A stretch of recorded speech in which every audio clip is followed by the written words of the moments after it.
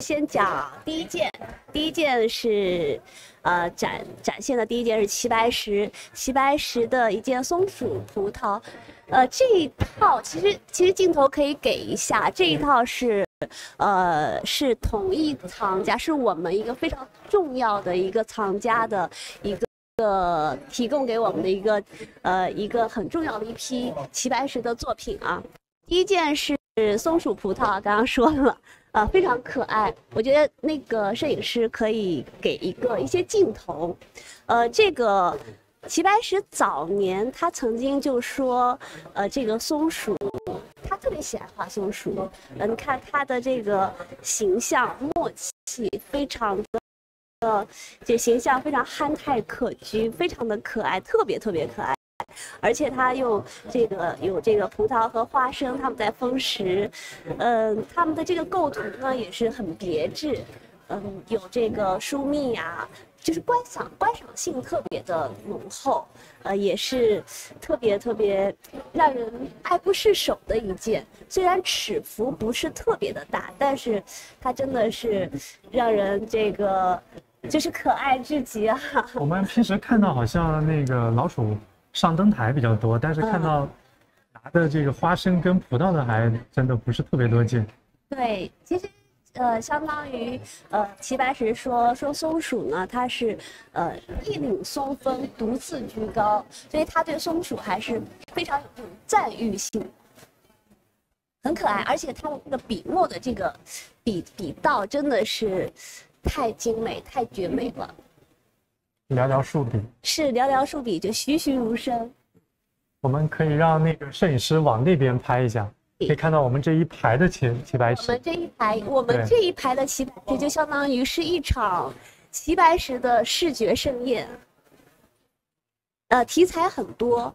很丰富。对，第二件是这个上面题92岁白石老人旧画重而今画菊。其实这一件是一个很有其实知道齐白石的人大家都了解，如果是研究过他一般早年的时候呢，会一些草虫很工细，但是晚岁的时候呢，他会在这个事后的这个纸上会画重新再补笔，所以这一件作品相当于是跨越了几十年，跨越了一段时间。来完成的，而且它这个是，红黄之菊，它也是一个长寿的这个寓意啊。它就是曾经，你这样的，它这个60寿诞举办过很多活动，其中就是有这个齐白石和溥心畬的一次画展。那么蒋先生第二天呢，就是去接见了这个齐白石。后来呢，在1946年，在1946年的时候呢，这个当时的这些事件，它是在这个中央日报上是有刊登的，而且我们现在的这些资料，目前我们现场都是有这些资料的，我们都是有迹可循的。那么在47年的时候，这个就有了一套出版物。47年的出版物，当时的这个主编呢就说，是在46年那个时候的画展挑选了3件齐白石最好最得意的作品，出版在了这个《中国生活》的这个出版。那我们就接着按顺序，然后再往这边走，我们来看几件古代书画的作品。好，可以给我们这件作品一个镜头一个特写。然后呢，这件作品呢，它之所以重要，是因为它是清代宫廷的画家董邦达所为乾隆皇帝绘制的一套葛洪山的八景册。这套呢之所以特殊呢，首先就是因为它实际上是完全够得上是一件馆藏级别的作品。当年呢，就是乾隆皇帝呢前后派了2位大臣去绘制这个保定的这个葛洪山的这个全貌。然后呢，葛洪山呢，他当年是因为附会有葛洪有仙的这个存在，所以呢，给他有安排了8个有那个遗迹的那个8个地方。比如说我们看到的这一开，它就是七虚宫，可能上面是当时是留有道观。然后呢，第二次呢是乾隆皇帝派了这个董邦达去，当时陪同他一起的呢有这个宗室德宝，还有当时时任这个唐县县令葛洪山。他回到这个绘制完之后呢，它其实是一种写生的概念。然后回到宫中呢，他又以这个画稿创作了几份不同的这个葛洪山八景图册。他还有一本进程本，后来被编入了《史记宝集》。这本作品呢，前几年上过北京的拍卖会，以5000多万的这个价格成交。而另外一本呢，和这一本呢，其实是一个姊妹篇，是他当时画了以后赠予当时陪同他2个一起上葛洪山的这2位。所以呢，大家我们可以看到，现在这一套跟上博所藏的那一套呢，合璧之后，就是他题跋当中所提到的那2套。我们可以大致的看一下，董邦达所绘制的葛洪山的这个样貌。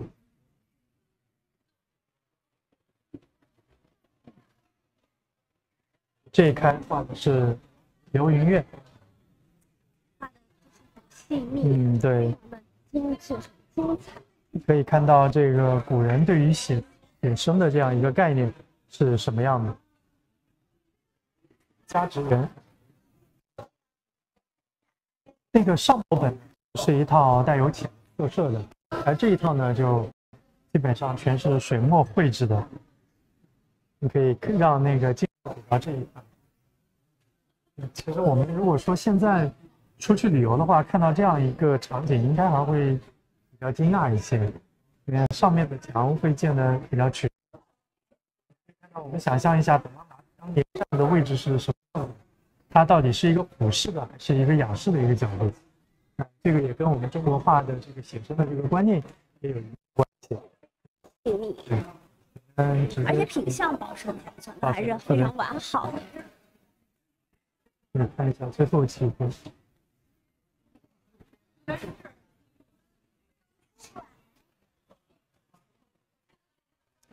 这是董邦达的，对，董邦达最后的这个题跋。对，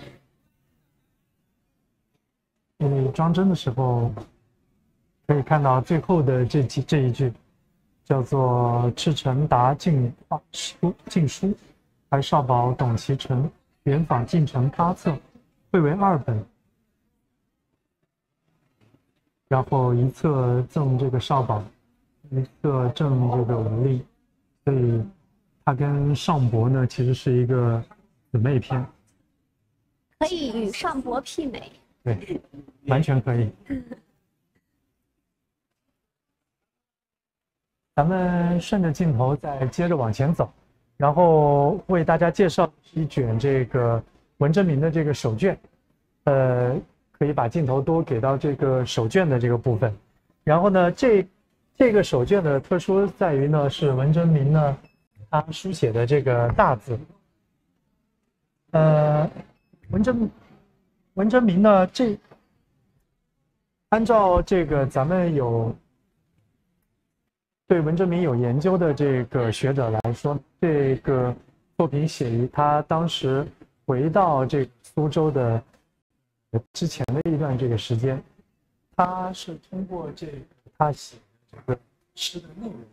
判定了这个时间。从那个政府辞官之后呢，文征明呢就回到了他的那个苏州的那个宅地。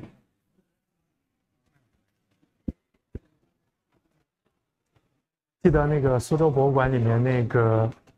文征明手植的那个紫藤嘛，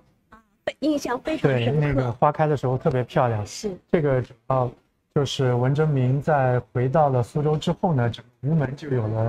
了主心骨吧。可以看到，我们知道，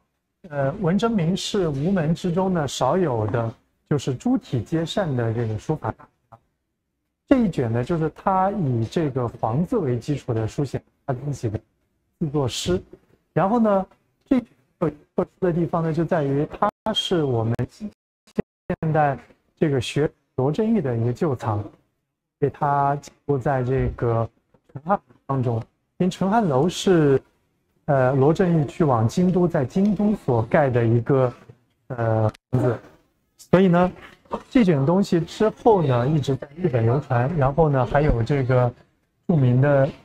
汉学教授内藤湖南的这个贴合，也可以说是被近现代几位大家所认可的一件文征明的大字作品。咱们再接着往前，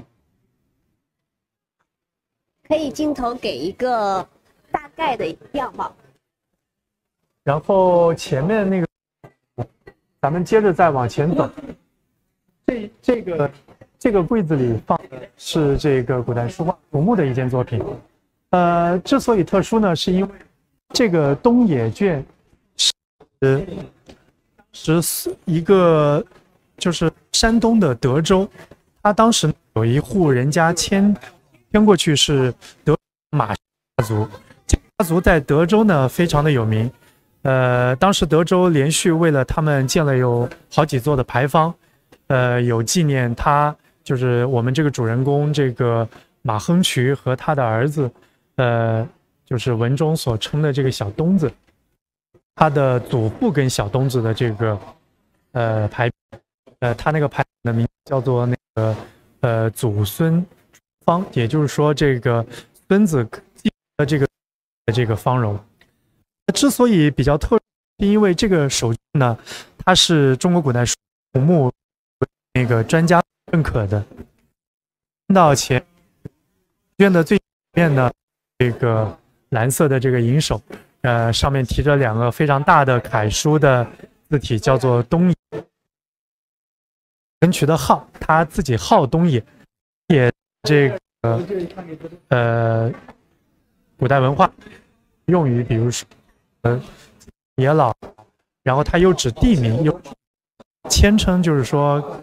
自己是一个乡野里面的故人，的一种说法。特别有意思的就是什么呢？就是这个也呢，这些都是官员。马亨渠自己一度做到这样，待了一段时间呢，他就辞官回乡了。回到这个中之后呢，回到家他就不太愿意做官。回到家中以后不再愿意做官之后呢，然后他就请这个在朝人呢，在朝的这些官员呢，帮他题写的这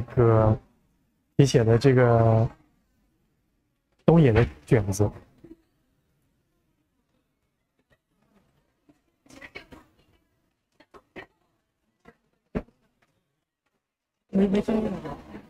那我们可以看到呢，这个卷子的后面呢，有非常多人的这个提拔，比如说就是现在的这个部分，你可以看到题写人叫卢宗哲，这几位后来入阁，跟同样的位置。我们知道马亨渠为了让这些人来给他提这个卷子，就是想让叙述自己想要出仕的这样一种想法。这一堆这个在朝人来提这个出仕语，那就非常的有意思。然后我们接着往这个部分走，我们接着这个古代的部分。我需要这个直播的师傅给我一个信号，现在还有声音吗？这一套册页呢，是我们这一次琳琅夜场中非常重要的一套嘛，一函五册。它呢是王的初坛的文坛的盟主王士祯的王士禄所写的一套佛经，然后我们可以近距离的拍摄，感受一下这个册页的这个细节。王士禄呢，当年是做到典试河南，做到河南这个乡试的这个主考官。他呢，因为特别不喜欢当时文坛上的这种习气，就是抄袭模拟，然后他选了很多他觉得不错的这个文章，然后还编成了这个书籍。但是你也知道，就大家肯定知道，当时的这个所有的科举啊，这些其实都是为了要取士的这样一个途径，所以他这样一个举动得罪了当时非常多的这个利益阶层。然后呢，他这个一个举动就被当时有人告捷到这个朝廷之后呢，礼部对这个事情看得非常重，然后就把他革职。后来隔了一段时间呢，甚至就帮他下狱。他当时待的这个监狱呢，叫做寝室，也叫做寄所。据他自己在那个年谱里面说呢，他其实抄这些经，其实并不是为了我们想象的就是要祈福或者日课怎么样。刚刚也有那个我们的那个行家学者也说，可能呢他是想向外界传递一些信息，就是告诉我的家里人说，其实我还 OK， 还没有事。然后呢，我们可以看到他在寝室之中，然后抄写的这些佛经的这个样貌都是特别的一丝不苟，而且笔画非常遒劲。他自己这个，我们可以看一下这个册页的最后。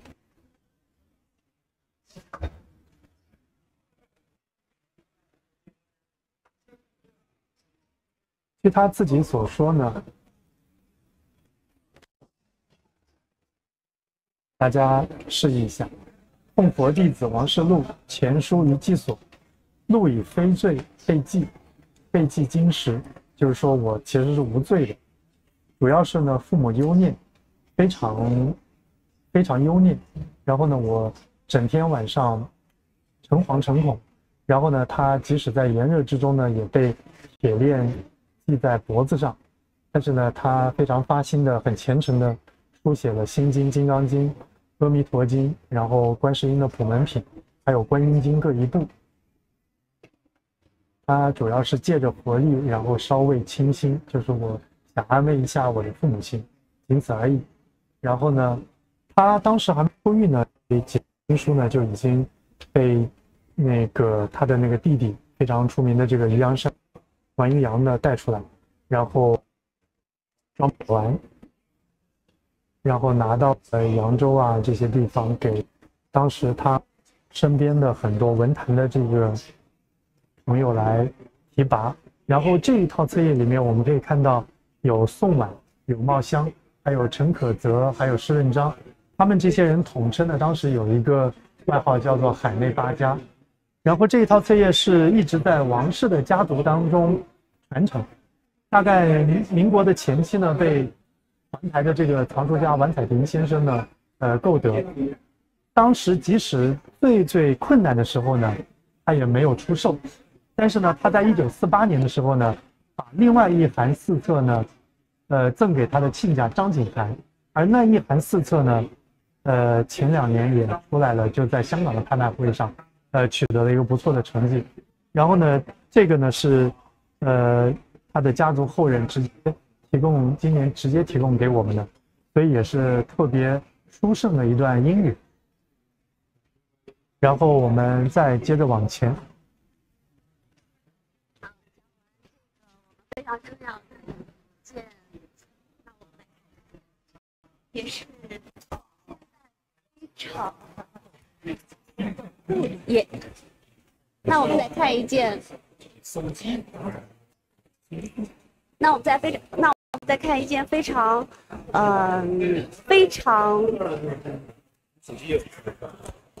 别致的一个景扇。这个来，镜头可以给一个特写啊。然后这件的格景扇呢，一共是16格景，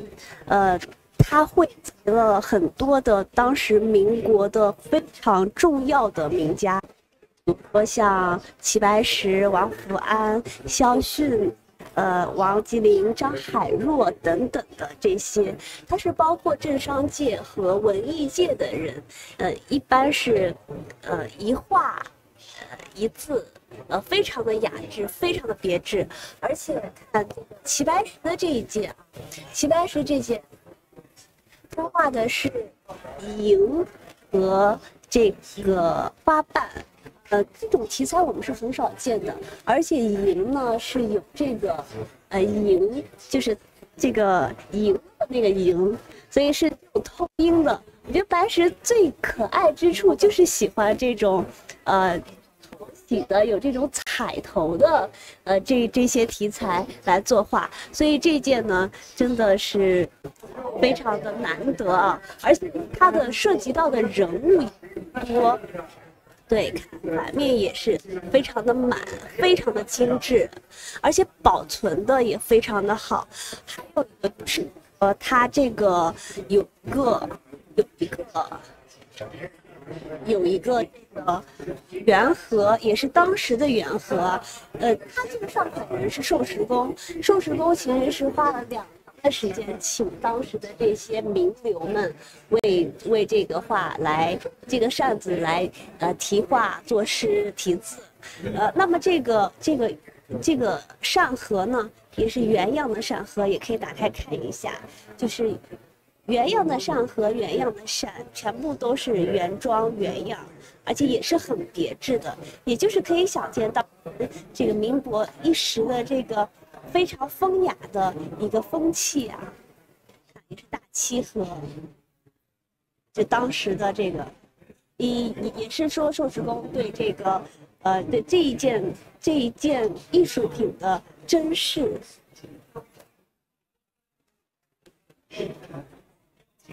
而且它这个扇骨呢，也是刻了花鸟，小骨也是，看，是，你们都可以能仔细看到，非常之雅，而每一个人画的质细，举手可握啊，太不是手上这些，啊，每一个扇骨，每一个细节都非常的精致和到位。这是我们的这个16格锦扇，满满的。还有一件是610的，610图录号610的，这个也是一件大的这个特别的地方在于，这也是受上款，在于这个稍微一下。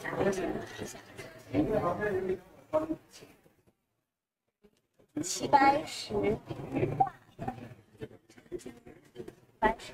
白石山文画，那么这个它呢是很少见，就是特别少。我们就是我们非常少见啊，这个题材也是很少见，他在扇骨上画的这个作品，而且他这个呢是吴笛生刻的，这面的扇骨是汤定之写的，刻是吴笛生刻。吴笛生呢是寿石公的学生，跟齐白石的关系非常之密切，也非常的，就是关系密切，相当于，按照现在的话来说，相当于是一种生活上的这个，生活上的秘书一样的一个角色吧。所以他们就是亦师亦友，然后又相互的这个，这个向寿石公向齐白石讨教，那就是在这个绘画的或者是在这个艺术的造诣上呢，也是受到了这个齐白石的熏陶。上面的呢也是很。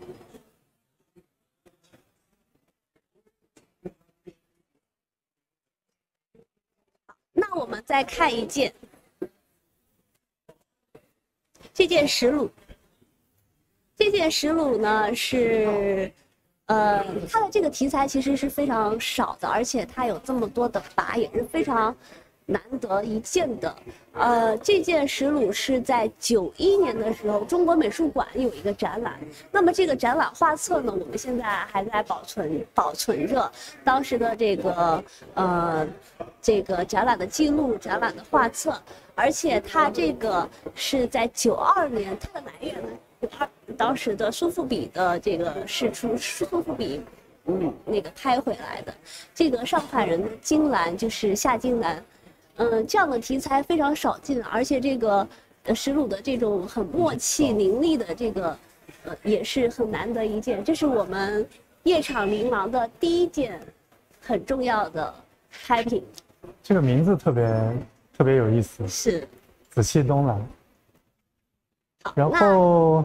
咱们就头，然后我们还是进入到古代部分。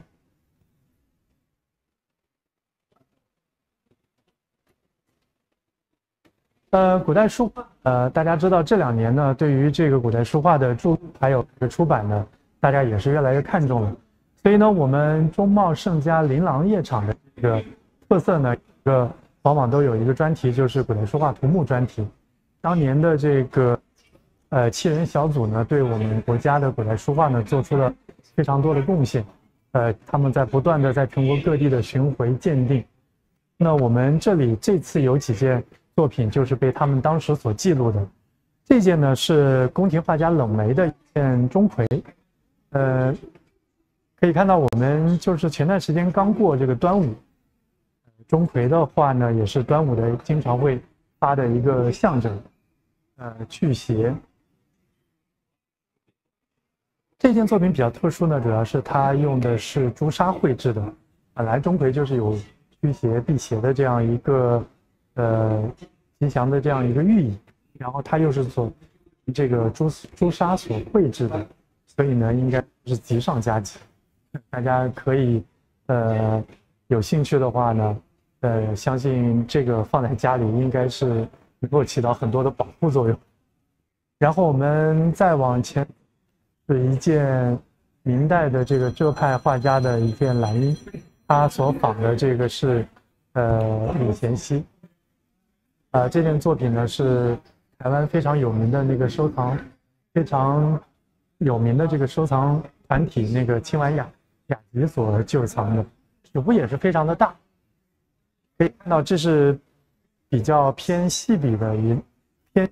录的山水。然后呢，另外一边呢，我们还有一件蓝印，等一会儿大家可以就着这件可以参照起来对比。好，我们接着往前。这是一件呢清早的这个山水画家叫做陆远的作品。然后呢，他所仿的这个是宋代赵大年的这个山水，可以看到他画的内容是非常细，比这个蓝印要细碎很多。然后画的柳村啊、远汀啊，然后有人在这个江上泛舟。其实呢，这样的画面呢，它跟这个八大呀，跟这些其他的甚至像董其昌也好，它主要还是对于一个整体的这样一个场景的。可以说你想到这个赵大年的话，你不会想到有什么特别型的这种村法。它的这个水村图呢，基本上都是这样一幅那种非常闲适的这样一种场景。现在呢，我们可以看到，根据我们这面墙最大尺的就是我们这次非常重要的2件馆藏级的清代的这个仿培金石学的先驱郑府郑谷口的2件隶书，可以再照一下那边，大家有一个横向上的这样一个对比。中间呢是大家沈泉的另外一件不在那一边，这2件的呢相差的不大，内容呢，这一幅呢大家可以看到尺寸一些的呢，它写的是一首诗，题目是这个李治安乐公主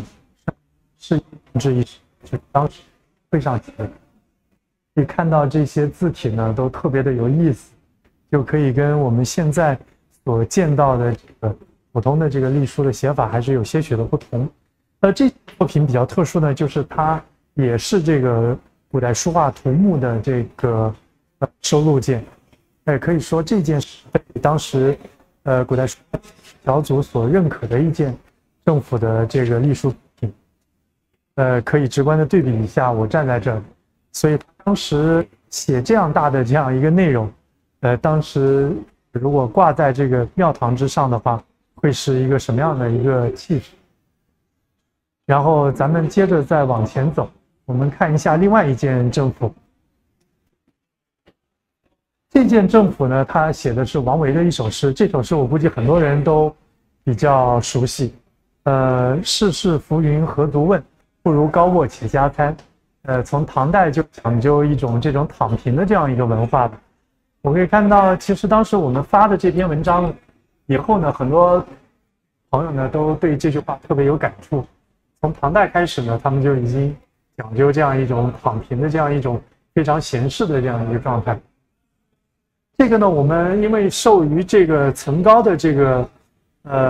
限制吧，还没有完全张开。如果这件完全把这个全部拉开之后呢，还会比现在高出1米多。我们可以往大的看一看这个字的整个的这个尺寸，世事浮云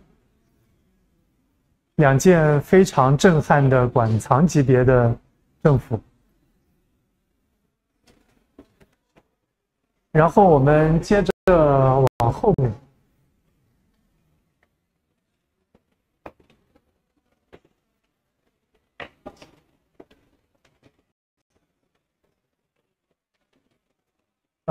这是明代吴门的另外一位大家唐寅的这个扇面，他的这个题目呢就是感叹自己衰老，然后呢他开头就写着二毛零落，可以说是他感悟自己这个身世的一个作品。到唐寅当时是中国历史上怀才不遇的这样一个才子形象是特别的突出的。这边这一幅呢是难得征集到的一幅宋代马远的一个山水的小品，可以看到这个题签上写着“然后宋元集锦”，可以知道它其实原来之前呢是一本册页，然后呢这只是其中的一刊，他画的呢是一位高士站在这个高台上怀古的这样一个场景。因为大家都知道，这个古代的这个台啊是不太容易能建造的，而一般像这样的地方呢，都是风景特别好。然后呢，一个高士站在这里，闲适的远眺，然后畅想这个古代、现在以及将来的这样一个场景。可以看到这个他画的这个竹子，还有他用笔这个皴法，整个的这个山石的这样一个造型，还有看到远处的这个宫殿，都是非常典型的这样一个宋代的山水的这样一个形象。然后呢，值得一提的就是它的收藏经历。右上角呢，它盖着晋府书画之印，这个呢印章的是明代朱刚的，他的这个用印，因为他当时收藏了非常多的这个古代书画。然后这2枚一枚是清代林宝学，是这个齐彦怀，是清初的一个收藏家。然后我们继续往这边走，是一个非常漂亮的这个陶冷月的这个册页。然后，下面请妍妍为我们介绍一下这一件陶冷月的册页。这件陶冷月呢，也是很小开啊，就是可以看一下，对，只手手握的这一件作品。而且其实陶冷月这个是因为我们近现代这块我们还是很注重出版和注录的。那么其实我们也非常感谢陶冷月的公子陶维衍陶老先生的这个支持，他呢也给我们提供了一些出版和注录。那这件作品呢是当时是那个天津杨柳青花社的这个旧藏，而且这陶冷月在民国那个时候，他的这个画风也是他自己独具的一个特色，他是这个有这个西洋绘画和中国绘画的这种结合式的，然后有这个氛围感十足的这种，包括像他的名字一样，这个冷月的这个风格。这就已经有很多个冷月了。是的，是的，是的。而且我觉得它这一件的尺幅不大，是一个小册页，非常的雅致，而且很高级，非常高级。而且就是这个我们就是打开以后一看，也是赏心悦目啊。师傅这个光照了之后，我才发现其实这个月亮周围还有一圈光印。是的，是的，这个因为没有打光还真看不出来。是它其实它是很注重，因为在中国画和西画当中，因为民国那个是一个很特殊的一个时期，它这个西方绘画的这个进入和我们中国绘画在这个寻求新的出路或者是新的这个变法的时候，它在不断的去尝试，那这种光影的这种效果，所以也是造就了他陶冷月他这个独具的这个绘画的这个风格。其中夹杂了2本小的那个古代书画的册页，一本是这个当时的四库总裁，然后大臣沈初的他写的御制文，就是那个御制八珍茂念之宝记。这个呢是当时乾隆为了纪念他自己80岁的时候，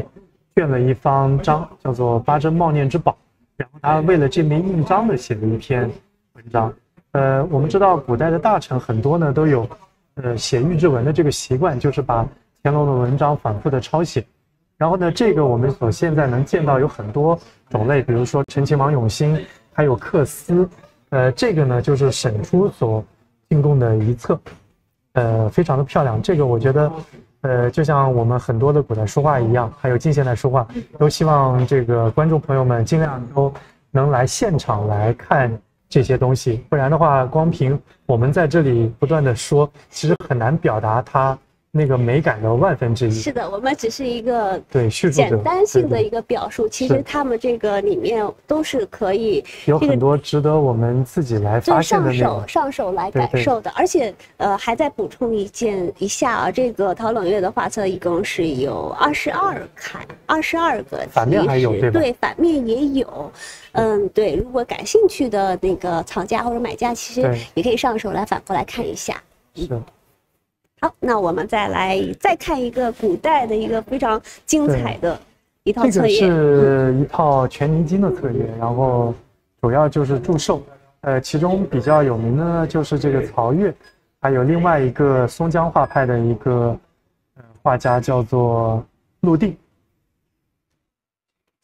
然后呢，祝寿册呢，它不太比较特殊的地方就在于呢，所有的人画的其实它的题材主要的为了一个功用，就是为了赞颂这个主人公的这个行为啊，然后一个身世啊，然后我们就看到这个